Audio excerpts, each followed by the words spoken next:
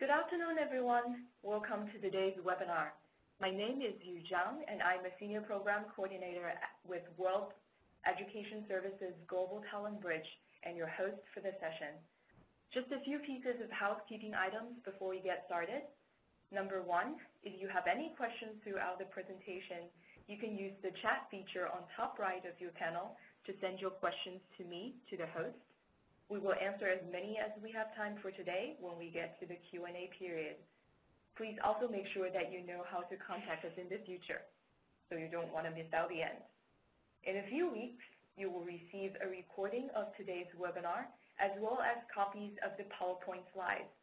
Please remember to check your spam filter if you fail to find it in your inbox.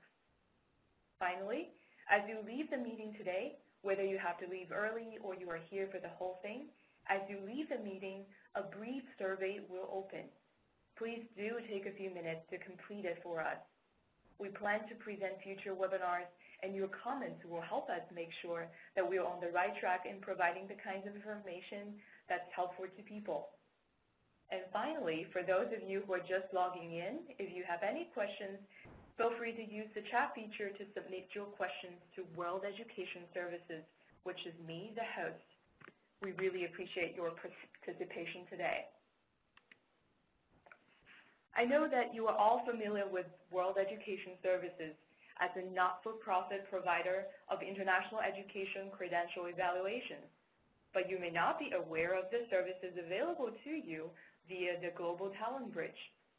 Global Talent Bridge is a new initiative of World Education Services that is dedicated to helping skilled immigrants, such as yourself, fully utilize your talents and education in Canada and the United States. Today's webinar is an excellent example of our partnerships with other organizations that share our mission. And I can't wait to introduce you our presenters today.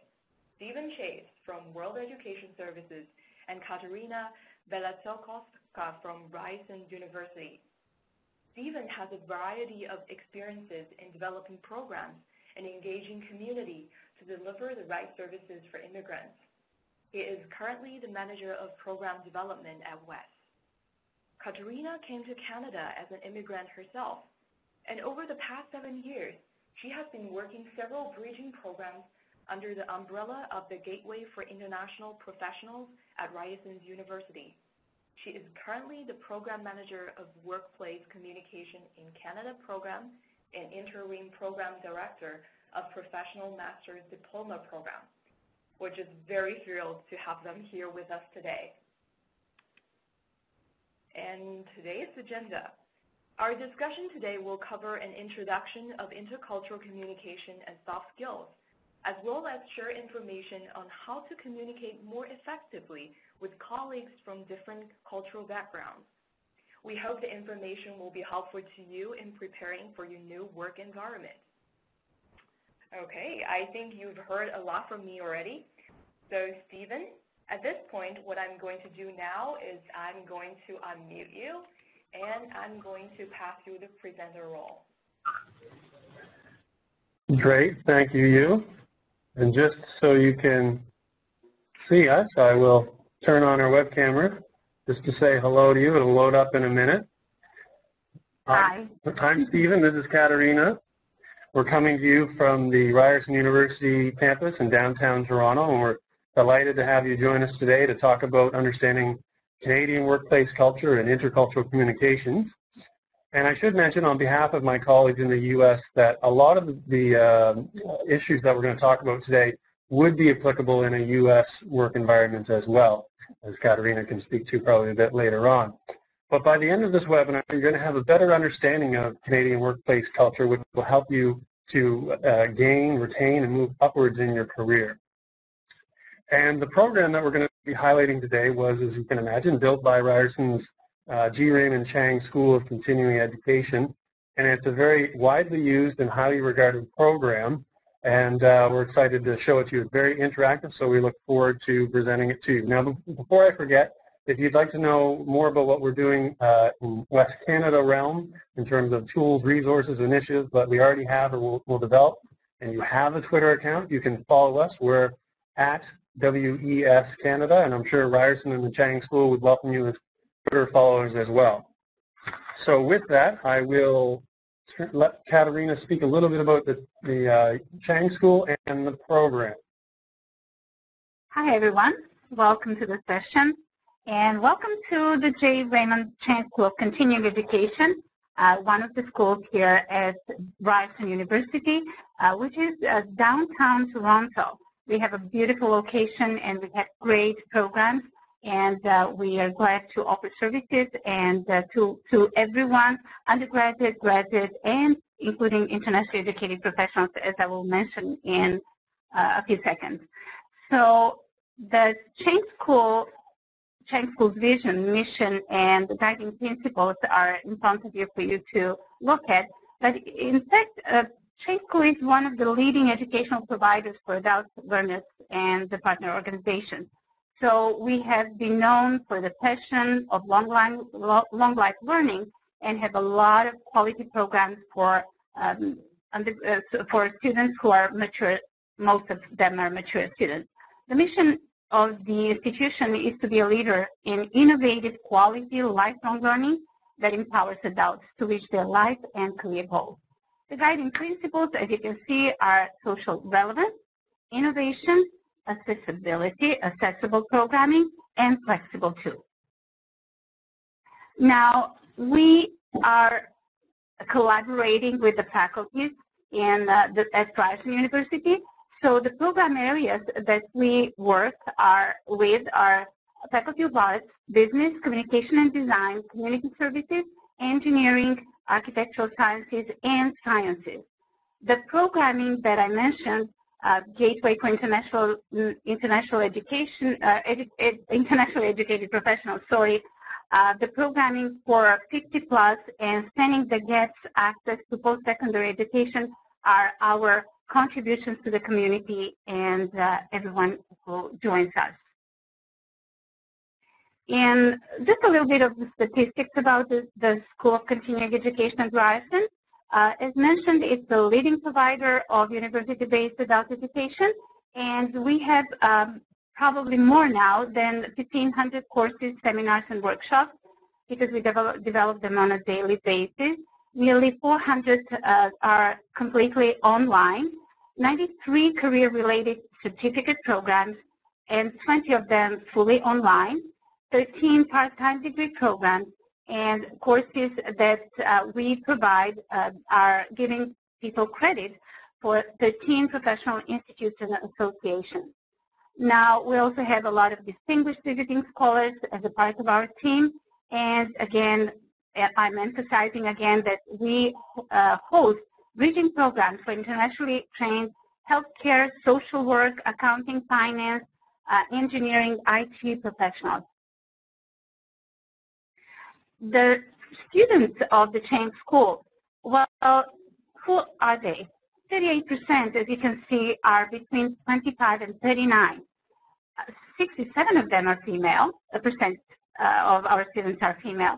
43% are born outside Canada, and 66% are currently employed. So they're continuing their education, as I mentioned, a long life process. Over 57% already have a post-secondary credentials. Now, we have many, many different delivery models, and they are all designed to maximize accessibility to working adults. Now, some of our courses are in-class only, on campus or off campus. Some are internet-based, some are hybrid format, classroom plus internet, and we also provide intensive formats, accelerated offerings, workshops, and for organizations we have, we're delivering courses at their offices, at their premises. Now, the Gateway for International Professionals. It's been more than 10 years now that the Chang School of Continuing Education has been developing, offering, and sustaining programs for internationally educated professionals. So the first one was, in fact, the midwifery pre-registration program, followed by the Educated Dietitians pre-registration program.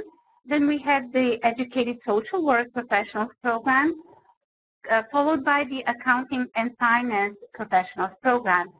The mid-level managers with technical background is the latest in the portfolio, but the sister program to all of them is, in fact, the Workplace Communication in Canada, the WCC program that we're here to talk a little bit more about. Well, we call it Intercultural Communication for the Canadian Workplace Assessment and Training. That's the baby of the Workplace Communication in Canada Bridging Program. So I'll tell you a little bit about it, and of course feel free to ask questions later on. It was launched in 2007 as on-campus program that was offering courses for internationally trained individuals, and all of our bridging programs, they call them sister programs, participated in from day one, from assessing the candidate's soft skills and communication skills. From 2008 until now, recently the curriculum has been revised continuously using the feedback from employees and HR professionals, everyone who piloted it. And we have 15 Canadian organizations, in fact, who piloted the program, including more than 1,000 internationally trained individuals, and over 200 individuals were from India, China, and the Philippines, like pre-arrivals. The curriculum was integrated in the Chang School offering as a part of certificate programs and bridging programs. So as you can see, it is a very widely used program, and I want to kind of make note that you saw the 15 Canadian employer organizations. So this isn't just theoretical. This is actually being used in some of the leading companies in Canada. So they see great value in it, so that's why it's made it into those organizations. Now, the major goals and objectives of the WCC program and the training are to develop awareness about the impact of culture-based beliefs, values, and behaviors in the workplace, and increase understanding and acceptance of cultural differences in communication as a way to foster a more inclusive work environment. So you see, the emphasis is really on the culturally diverse Canadian workplace, but as Stephen mentioned kindly, we have received a lot of feedback from our pilot organizations that this is absolutely a program that can be used in the United States and broader. Now, this is how it was developed, just a quick overview. We did do the needs assessment and then identified the content and the competencies. Then the assessment and the curriculum were developed and evaluated and revised on a continuous basis. So we learned from Ryerson's bridging program's experience with internationally trained individuals, and a lot of consultations, focus groups with employers, professional organizations, licensing bodies, content experts, as we call them, subject matter experts. All of them contributed. The content and the program was piloted, and it's competency-based, starting with the assessment, finance, health services, and it was customized really to all of these different areas. The pilot and the evaluation of the curriculum was done in collaboration with the employers who piloted it with their employees, and it was revised and expanded.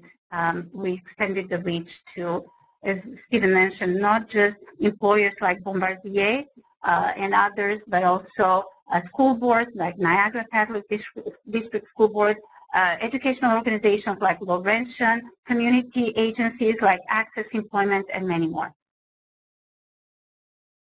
Okay, so that's the last slide there. So as you can tell, it is a very comprehensive program, and that's why it's had the success that it has. So it's a great opportunity to learn a little bit more about it. And I thought, since we are in a university setting, we start with a bit of a fun opportunity to do some polling. So I'm going to set up the first question. What these will do will help kind of frame the subject of the program and help us as a group to see where our level of understanding of Canadian workplace culture is, help guide the conversations. So I will open the first poll. And while you take some time to read it and answer, we'll just give you a moment.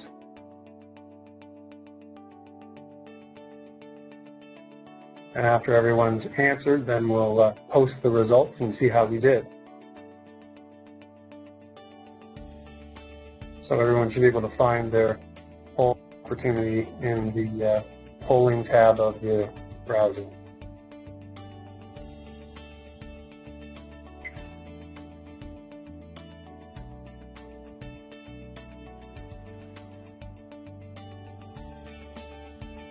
We have a couple in progress, a couple finished. There we go, the results are coming in now.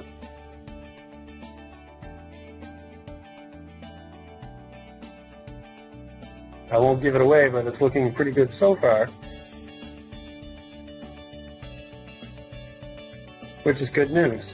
And I know based on the demographic makeup of the people that registered, there are a lot of people that have worked in the Canadian environment, so that's probably helped you guys to understand a bit better.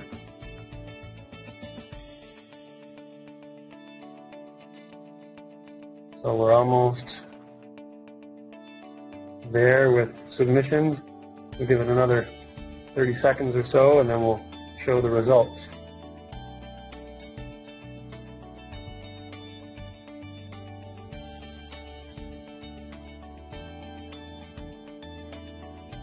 And then, all right, a couple in progress. We'll give you 10 more seconds. You're all doing very well, though.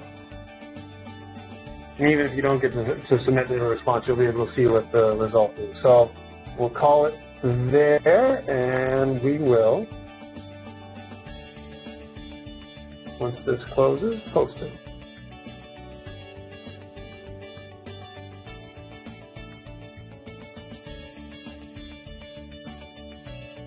And 3, 2, 1. Okay. Let's take a look at the poll results, which look pretty good. So the answer is D. So 47% of you got it correct. And Katerina, I think for a group that's actually pretty good in terms of the typical answers that we find for the program. What do you think? Oh yes, I do agree. And a lot of times these the possible answers are a little bit tricky. Mm-hmm. So yes, it does take a little bit more concentration really to read the question and read the possible answers. Yes, so we're kind of speeding through it a bit. But we'll try with question number 2, and we'll try that one. So first one went well, let's try with this one. Take a moment to read the question.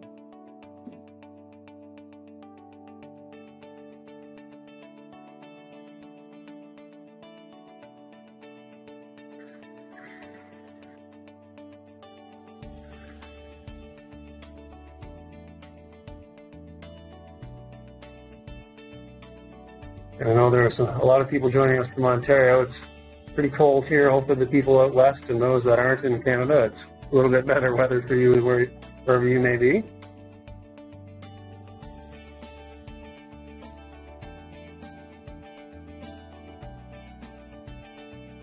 And it's already looking good with the responses.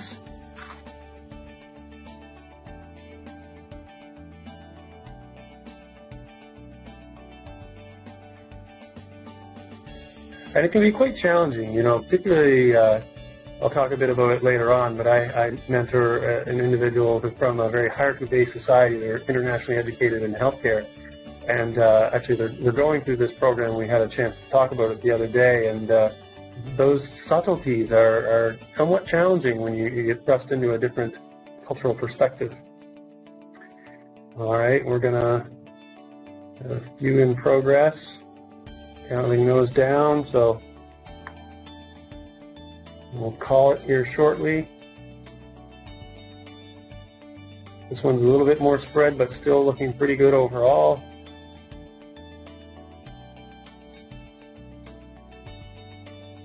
Looks like you'd be doing well through the full program if you had a chance to take it. All right, let's take a look at the poll results here, and you've done well again. So 31% of you got it correct. The answer is set up a meeting to discuss, and perhaps if there are any questions from this that weren't clear, what have you, we can touch upon in the question and answer period at the end. So in the interest of time, we'll post the next question.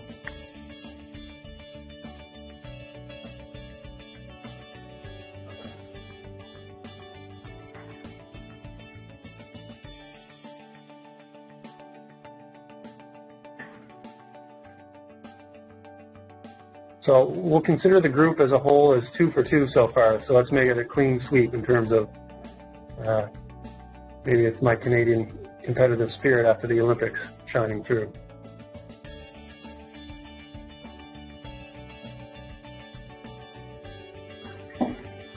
Again, the early results are looking positive.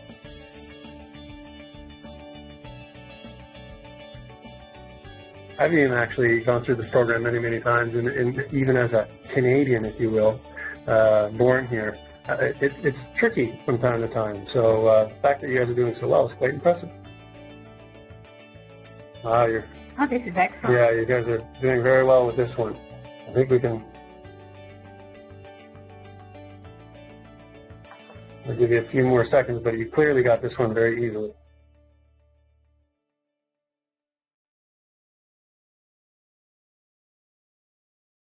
And then from there, we'll move into some more of the really meaty content of the program.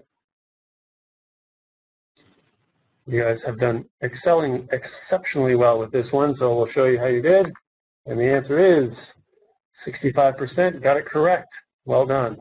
So those are actual questions from the program that give you a sense of some of the topics that this will help people navigate from. And you obviously did very well, but there may be some areas that are unique to the program that you would encounter. So with that, I guess now's the time where you're going to show your desktop so I can show some videos. Yes. Stephen, I'm going to take the presenter role from you just for 1 second. And okay. What I'm going to do now is I'm going to share my desktop so that you'll be able to show the videos to the audience. Just give me 1 second.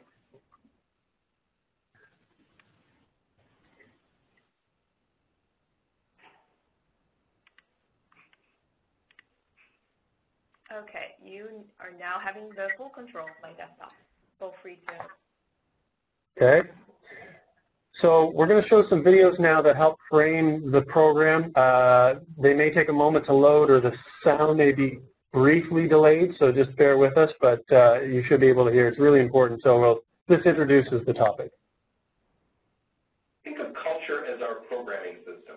The culture we grow up in programs our brains about the way we hear and see things, how to classify and categorize what we hear and see, how to interpret this information and understand the world around us, and even how to speak or not speak about it. Each culture presents us with lenses and filters through which we see and understand the world. These lenses and filters can be our language, our religion, the customs and traditions we grew up with, our gender, our position within our society, the color of our skin, our profession, and even the climate that we live in. Just like the fish that lives in the water, we're not aware of our cultural filters until we meet people who operate through different filters.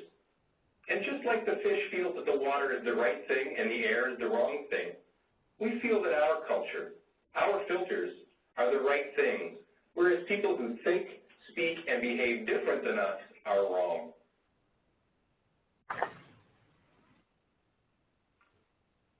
So as we go to the next page, these are actual videos within the Ryerson program, so you can see it's very interactive, and as you can imagine, it's mainly delivered online. However, they have in-person aspects to the program here as well, but you need some interaction if it's about communication. The way we communicate is largely dependent on our cultural backgrounds and unique upbringing, factors that often present challenges in interactions between people from different cultures. Today's workplaces continue to become more and more multicultural as a result of immigration, outsourcing, and the increase in the number of multinational organizations. In order to communicate effectively with individuals from other cultures, we need to gain more knowledge about their culture and demonstrate mutual respect, open-mindedness, and tolerance for the differences of ideas and opinions. A genuine commitment to understand each other's point of view, despite the different cultural backgrounds, helps build a trusting relationship between communicators. .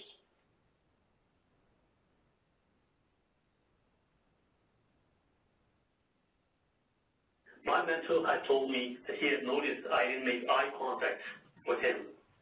He told me that in Canada, making eye contact is really important because it shows people that you are paying attention to what they are saying. I explained to him that in my culture, making direct eye contact is a sign of disrespect. When an older person or your superior is talking to you, making direct eye contact, it's like saying, I disagree with you and I challenge your opinion.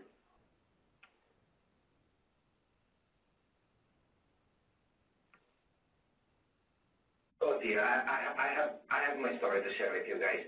I remember attending my first meeting at my new job here in Canada. Everyone was participating actively and had a lot to say about that particular topic. I was surprised that all the team members shared their opinions equally. Where I come from is mostly people with authority and power who do most of the talking. Now I'm an active participant in all meetings because I know that my opinions are expected and appreciated. And before we move to the next video, I was just saying to Katerina before we started the webinar that it's quite substantial, the level of cultures that are more hierarchy-based that kind of can struggle in sort of in Canadian more equality-based. And my mentee who comes from a more hierarchy-based culture, this is something that, it's a challenge and something that I've encouraged him to focus on. The meeting in workplace, and I found the people just joke around. So laugh, relax, and talking about even hockey, other stuff. So I thought, wow, what people are doing? This is such an important meeting. Why people so relaxed and tell jokes all the time? But later I realized it's culture. But after the joke, when people really go to the topic, they're really serious, very, very professional. So I think it's something to break ice, to create a positive atmosphere.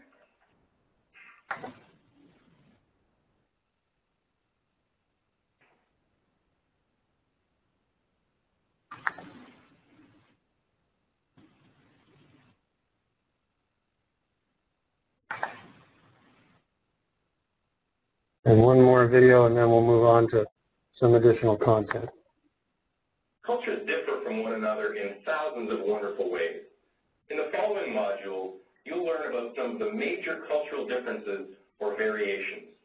When you work with people from other cultures or move from one culture to another, it's very important for you to understand the culture you are working or living in, and at the same time be aware of your own culture in order to be able to see some of the differences. This is also important because it will help you understand that because other people may have a very different set of beliefs, values, and behaviors than your own, it doesn't mean that they are doing something wrong, but because there are many right ways to approach life. Or, as one of the leading anthropologists by the name of Wade Davis once said, the world in which you were born is just one model of reality. Other cultures are not failed attempts at being you. They are unique manifestations of the human spirit. The journey you are about to take as you go through the different cultural variations is a personal one. There are no right or wrong answers, just as there is no right or wrong culture. You're likely to learn as much about yourself and your values as you are to learn about others. You will also discover how you might feel and think of people from other cultures. But even more importantly, you'll discover how people from other cultural backgrounds will think and feel about you. This will allow you to start your journey toward a more modest and unassuming approach to intercultural communication.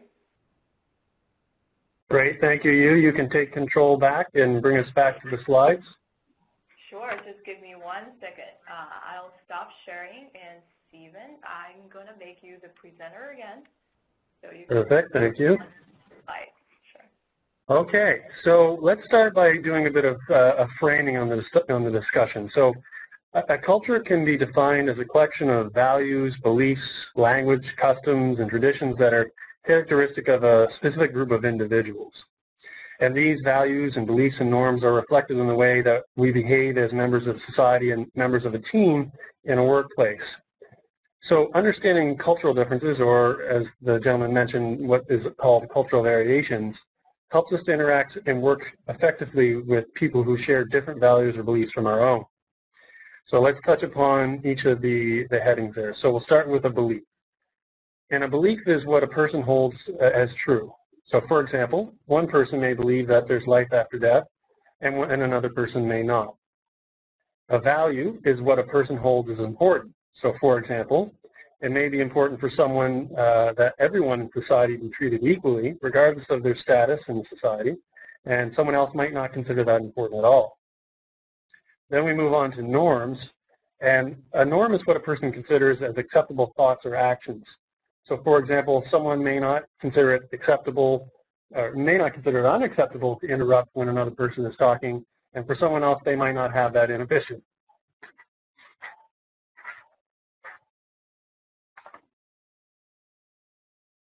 So we're going to look at the two ends of the spectrum of the hierarchy and equality-based cultural variation. And as I go through this, as the gentleman in the previous video mentioned, think about this from your own perspective of your values, beliefs, and norms. And I mentioned earlier my mentee, who comes from a more hierarchical-based culture, they've been going through this program and found it very valuable. But they asked me the other day when we were chatting about it, well, what do I do with this great information now? How do I implement this into my workplace? And essentially I said is that you should really focus on understanding very well the equality-based side, because he's familiar with the hierarchy side, because that's what he grew up in and formed his worldview. So it will be important for him to understand the Canadian equality-based side. So we'll start with just the general beliefs in this concept. So in an equality-based culture, it's believed that a society is a better place for all if full equality is honored. In a hierarchy-based culture, it's believed that society is better if status and hierarchy are recognized and respected. When it comes to values, in an equality-based culture, people of all genders, ages, religions, nationalities, social economic levels are considered fully equal despite their differences. And in a hierarchy-based culture, great importance is placed on determining on status, which is determined by age, gender, religion, nationality, family affiliation, occupational level. So you can see the differences there. When it comes to norms for an equality-based culture, they are that individuals are allowed to interact with each other and serve as group leaders or managers should they choose to do so. All members of society are allowed and encouraged to actively engage in discussion and even debate with each other. And here, positive and productive social relations can only exist when all the members of society are considered equals. And hierarchy is seen as breaching individual rights and is unacceptable. Whereas in a hierarchy-based culture, affiliations establishes one's position and ability to interact with others. So you can see how those two different perspectives could pose challenges in a workplace. And on the topic of how they impact, say, gaining employment, well, from a legal perspective, in an equality-based culture, all people have equal access to the jobs that they're professionally qualified for, regardless of all those other identifiers such as age, race, religion, anything like that. And hiring on any other factor than professional merit is seen as favoritism and is unethical and even illegal. So on the other side, in terms of the hierarchical culture, it's the person's status within the hierarchy that is the most prominent factor for employment, and professional qualification is only one of the hierarchy-defining elements. And this ensures societal order and stability as individuals know exactly what to expect and where they belong. So now we're going to touch on how these really translate inside the workplace from these two perspectives. So from an equality perspective, when it comes to critical thinking, which is very important in the Canadian workplace, critical thinking relates to the freedom and the ability to apply critical analysis in all situations. And in this instance, a strong critical thinker will analyze all information based on objective input. They will take the initiative to critically assess situations and information, even without an explicit request, regardless of their own quote-unquote rank. And they're going to contribute their own point of view while making sure it's factually and logically justifiable. And by communicating their own point of view and recommendations to the relevant people in a persuasive manner, using an evidence-based framework, that allows others to then apply their own critical thinking to the situation at hand. On the hierarchy side, a strong critical thinker identifies their own place in the hierarchy and both the explicit and implicit expectations of that. Now here they'll pay close attention and comply fully to instructions from individuals or groups of higher hierarchical status. There's a refraining from questioning instructions and decisions of the superiors. And here they provide detailed instructions to lower-ranking individuals or groups to help them identify and operate within their own place in the system. So in the Canadian equality-based culture, you can see how those two perspectives could pose challenges. And just being aware of them helps you to navigate some of the confusion. Another important aspect is organizational awareness and networking. And back to my point about my mentee, this is an area I've really been focusing on with him as well, because networking in Canada is a unique challenge. So from the equality-based side, all members in the organization are considered equal human beings rather than holders of titles and positions, and most of the work is collaborative in nature. So this makes relationship building with coworkers at all levels of the organization critical for one's success. And effective employees use as many opportunities, as I'm encouraging my mentee, as possible to network and build working relationships across all levels of an organization, and done both formally and informally. And it's important in this instance to take initiative and pursue change and innovation. And it's those initiators of action and creative ideas that are highly valued in an equality-based society. So a way to build relationships and network could include initiating or taking part in a committee or an organizational working team, a cross-organizational working team. So that's one way you could build a network in Canada, and some of you may have already been attempting to do that in your experience as well. From the hierarchy side, all members of the organization are positioned clearly. Working relationships are based on an authoritative pattern using a top-down directive style, and the level of interaction is proportionate to the individual's hierarchical level. And oftentimes, initiating actions and creating ideas beyond one's own scope is considered to be disruptive. And it's inappropriate, in this instance, for supervisors to build relationships with subordinates as if they were equals, because it undermines their authority and therefore compromises the organizational effectiveness. Another, I'm going to say all these are critical because they all are very important, but we're going to move on to interpersonal communication and language use. So in an equality-based society such as Canada, hierarchies do exist, and especially in organizations. Both at individual and group interactions, a person's level, quote-unquote level, so their seniority or occupational level or skill or talent is downplayed in order to reinforce the impression of equality. So it's a unique balance. People are expected to use respectful communication styles both upwards, so that's with their supervisors and managers, and also downwards with people that may report to them or fellow employees. And verbal communication needs to be inclusive, and nonverbal communication needs to convey self-confidence. And this is an area, again, that I'm working on particularly with my mentee because of the challenge that coming from a hierarchical-based and equality-based culture can pose. On the hierarchy-based culture side, it's the status within the hierarchy that determines the style of interaction between individuals. People are expected to communicate in a way that acknowledges the other's hierarchical level, and upwards interactions, so those are with your supervisor or manager, are usually limited in scope and somewhat bear a submissive nature where the individual of the hierarchical level communicates their inferiority both verbally using perhaps self-deprecating language or non-verbally, for example, bowing or avoiding eye contact like the gentleman mentioned in the video earlier. So in this instance, when it comes to feedback, in the hierarchical-based side, people at all levels and positions are to provide and receive feedback in a constructive manner. And Constructive feedback aims at helping others grow personally and professionally rather than judge or penalize. And since all members of society are different but equal, respectful communication is expected out of everyone. And appropriate language use could include, you would avoid using status identifying words or class-related words, socioeconomic differences.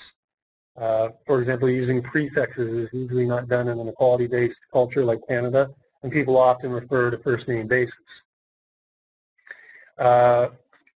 On the hierarchy side, when it comes to feedback, it's usually only people in higher levels that are allowed to provide feedback to those in lower positions. Feedback is often more punitive related to a failure rather than part of a constructive process. And in this instance, someone would know they're doing well by not being scolded or reprimanded. And as you would imagine, communication style in this instance would be quite different than what you would see in an equality-based culture. So here, in a hierarchy-based, you can refer to, say, social economic differences. You might use prefixes and refer to last names named. And as I mentioned, with my mentee coming from a hierarchy-based society, it's a particular challenge. And Katerina, you and I were talking about it earlier. And there are a lot of cultures that are hierarchy-based, and it's a particular issue. And I don't know if you had any comments on this being a particular challenge. Well, it is. It takes time, really, to understand that when you are working in a Canadian culture environment, you are really equal because there's a job to be done, and all of us are here to do it. And, of course, the titles are there to make it work really better, to coordinate, but the teamwork is essential. And as one of the videos was also mentioning, when we sit and work as a team, we are a team, no matter who is in what position. So that's where the equality really hits, when you are working on a project and you have people who have different titles as mentioned, but we are all there to really finish and to succeed. Great. Thank you. So on to professional behavior, accountability, responsibility, and problem solving. Short little title there. So I'm going to go through this one rather quickly in the interest of time. So in a equality-based society, there are a few major assumptions that will drive accountability and problem solving in the workplace.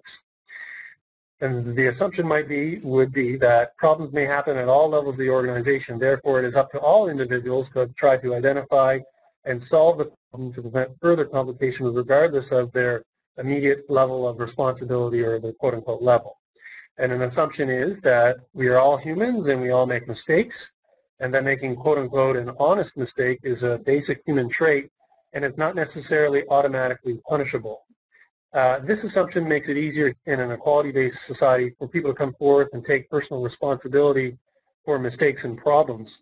And as a result, accountability and responsibility usually bear more positive meaning of personal growth and integrity.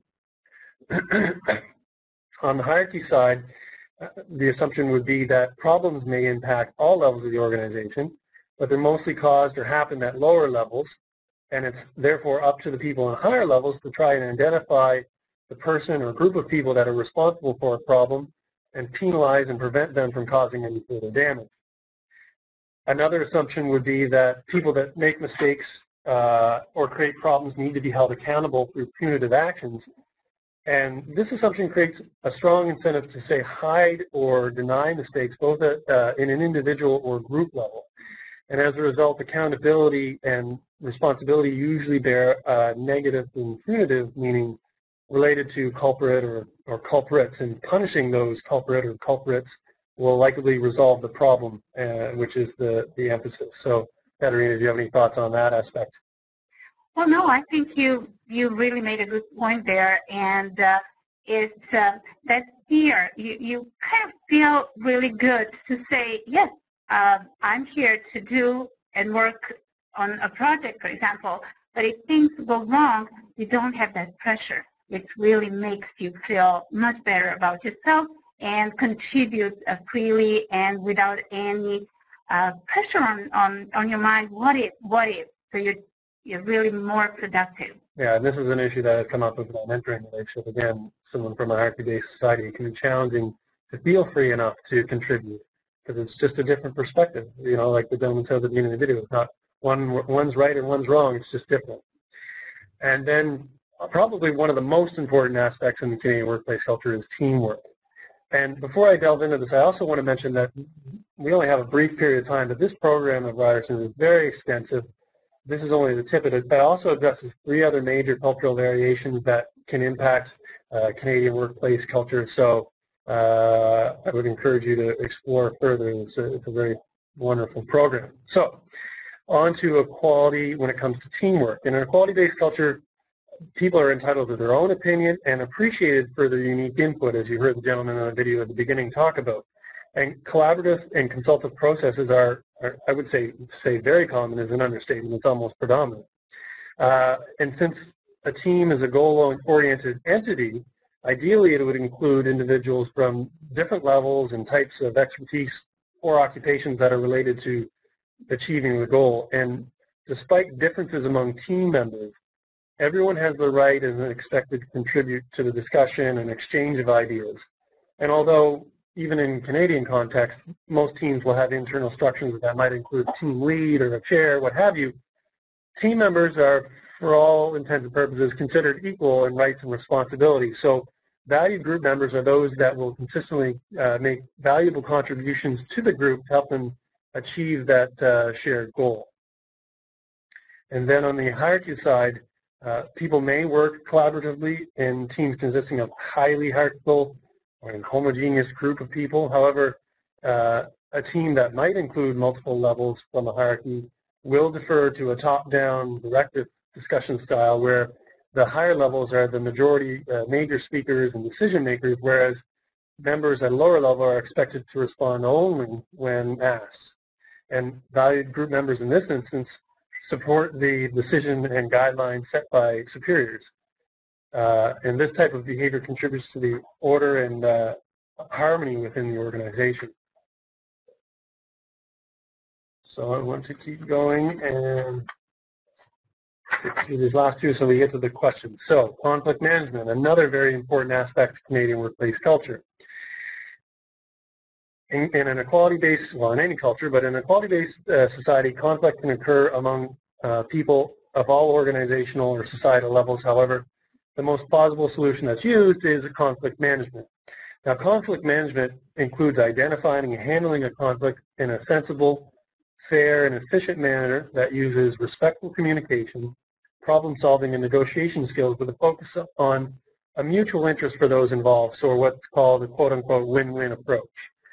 And avoiding conflict can be perceived as disruptive to effective work and building relationships as well. So conversely, or on the other side, when we look at the hierarchy-based equation, the superior is always right. In a conflict between people at different hierarchy levels, the person at the higher level will invariably be favored in terms of the outcome and resolution. And interpersonal conflict initiated by an individual at a lower level means disobedience and disrespect to the person at a higher level, and this behavior is considered unacceptable and is either ignored or punished. So in that structure, since people are part of a grand hierarchy, they're mostly inferior to someone else, and therefore they run the risk of being arbitrarily penalized. And due to this, individuals may be more likely to avoid conflict rather than deal with it directly that you would encounter, say, in a Canadian work environment. And then, Katerina, do you have any thoughts on that? No, I do totally agree. I do come from a culture where, yes, disobeying is really what they think when you have a different opinion on a topic, on the steps or how to move forward. So that's why I think it's so important to understand that, yes, we are equal when business is discussed, when we work on the common goal. We are all here to perform, and we are all here to contribute and think and share. Great.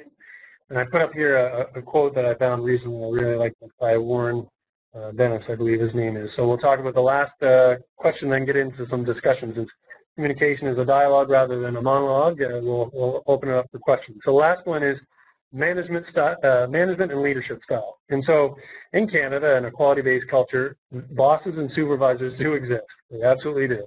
They're present in the workplace, but they're not automatically deemed to be superior. And in this context, it's up to the manager or leader to earn respect and build trust and positive relationships with employees. That way, employees are more likely to follow supervisor's direction if she or he earns their respect rather than rely entirely on their title or position for compliance. And employees aren't expected to comply with their supervisors at all costs because fundamentally they have equal rights and therefore need to be persuaded before making an informed decision. And managers are expected to communicate respectfully with all those in the workplace, not just those close to their rank. In a hierarchy-based culture, the bosses or supervisors, so those are the individuals with the status advantage based on education, expertise, age, gender, family ties, what have you, are automatically deemed to be superior, as Katerina had mentioned just momentarily ago. Employees are expected to obey and respect bosses and supervisors under all circumstances. And supervisors are not expected to explain their actions or decisions or in order to motivate their subordinates.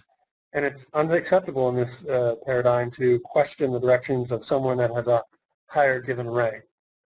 So we sped through only a very brief portion of what is a fantastic program, but I'm sure there already were lots of questions before we started to talk, or there may have come questions to mind as we talk. So I think we'll take the last bit of time to open up the questions. So how do you want to go about this? Do you want to, are there any questions put in the chat, or do you have, how do you want to do this?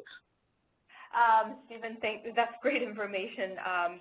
I've been getting a lot of questions, but I'm sure you have answered a lot of them while we're going through the presentation. I'm going to just throw you a couple of questions I received from the participants today. Okay. We've been talking about workplace culture, and what are some of the components of great workplace culture? And before starting even to work for a corporation, what are some of the questions one should bear in mind to find out about the workplace culture in that particular work environment? Okay, well, maybe I'll take the first half and then Katerina can take the second half. I think it's worth noting what the gentleman in one of the videos at the beginning of the program talked about. It's about having both an understanding of an awareness about the culture in which you're operating in, but also being very cognizant of the one that you bring into that new environment. It would be the same, as I mentioned, my mentee coming from a hierarchy-based culture, coming to an equality-based in Canada, and the challenges that posed. Well, that would be equally my experience if I went from our Canadian quote-unquote equality-based culture to a more hierarchical one. So through my experience, I've been able to question and have my input. So if I all of a sudden were not achieving success because I was doing that, it would be a problem unless I was, unfortunately, I'm aware of these differences due to my familiarity with this program. But if I didn't have this type of training and awareness, it would be a huge challenge. So programs like this will help people and organizations to have more inclusive environments where people can really achieve their full potential. So Katerina, maybe talk about the before entering employer. Well, it's really the culture of the organization, and you have to be aware even before you join that organization.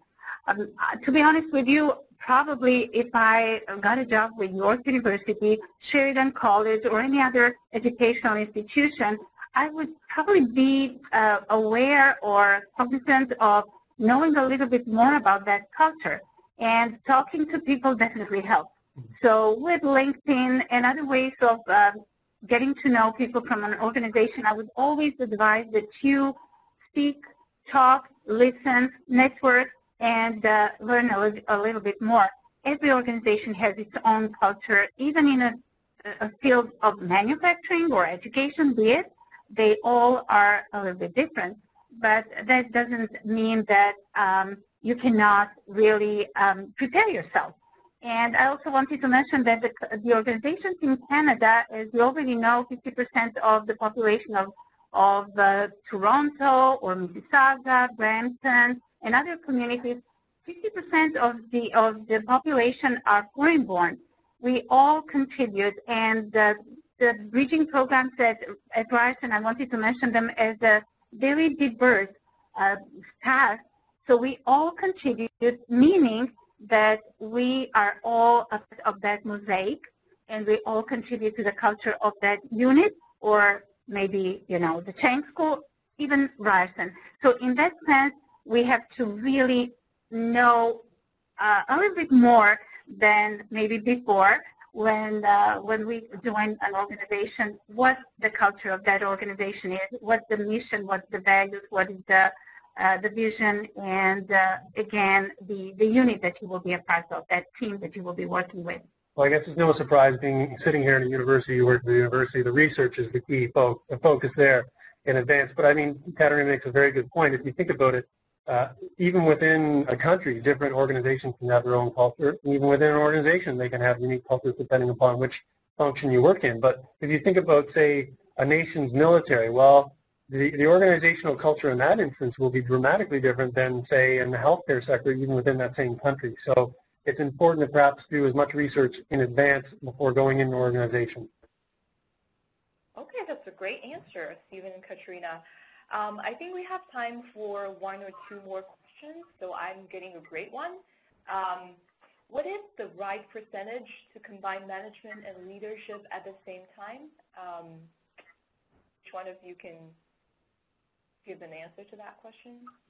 So, so let's see if we can figure out the question. So it's, you want to know which is between management and leadership. What is the right percentage to combine management and leadership at the same time? Oh, I see.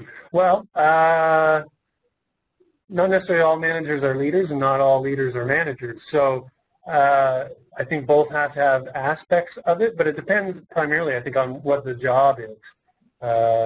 Katerina, I don't know. Mm-hmm. Well, as we always say, a management and a manager and a leader, if it's one person, then that's great. A great manager and a great leader at the same time, that would be an ideal. Mm-hmm. What I wanted to point out here is that the main goal is really to make your staff and team members, colleagues, buy in what you're doing and what you're envisioning or what you're trying to accomplish. So that is why for me, maybe because of my background and my especially educational background, administrative leadership in educational institutions, I think leadership becomes more and more and more important because there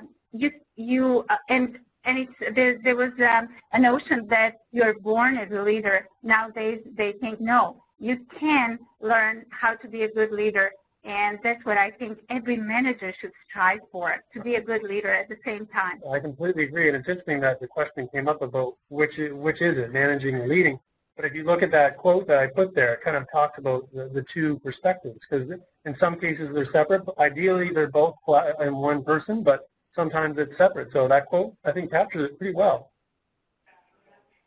Okay, I think we have time for one last question. I'm getting a real-life case. So person asks, what if your coworker keeps on ignoring you? Do you need to follow a certain hierarchy to answer this problem? I guess that's a challenging question. I'm trying to think back to the content of the program. Well, I would say that if you looked at the content of the program, they would encourage, I think, correct me if I'm wrong, Katerina, the individual to try to address it on a one-to-one level. Like, in a Canadian context, it might cause more problems to immediately go to a supervisor.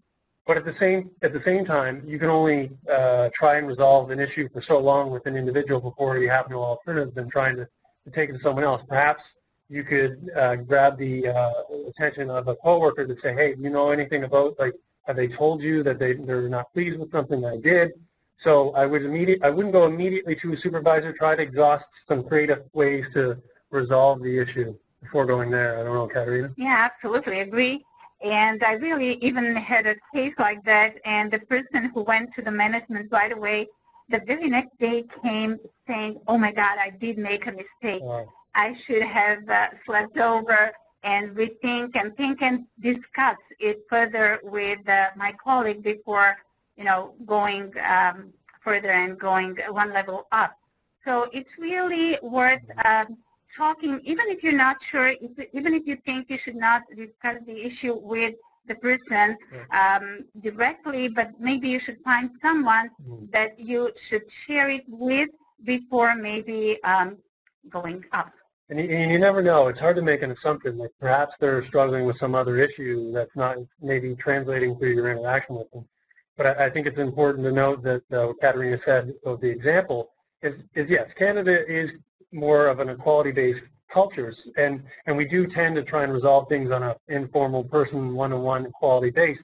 So, but there are structures that when you trigger them that are more process hierarchically based, that's when things get pretty serious, I guess if you say. So once it gets to that level, then there can be those issues that Katerina mentioned. So hopefully that was helpful. Well, Stephen and Katerina, thank you so much for sharing all such great information with us today. I'm afraid we almost run out of time.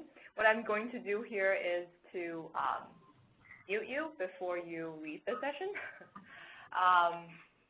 And I'm going to finish up. So before we end the session, I do want to call your attention to the ways you can reach us in the future. If you look at the screen, you can definitely follow us on Twitter at West Canada for upcoming events and tools and resources. You can also find a number of resources for skilled immigrants at no fee on our website. So please don't follow that link when you have the time to check out all the information that can be, of some value to you. If you haven't had a web evaluation and would like to have an idea of what your foreign credential is equivalent to, you can certainly utilize the free degree preview tool online. For those of you who are asking about the Ryerson University's program, here's the link that you can find out more information. Please remember, as you leave the webinar today, just as you're about to close the session, a brief survey is going to open. We are going to ask you one more time to please take a couple more minutes to fill it out. And you will receive a recording in a few weeks. If you fail to find it, please check your spam filter in your inbox. Thank you so much, everyone, for joining us today, and have a wonderful afternoon. We look forward to hearing from you again.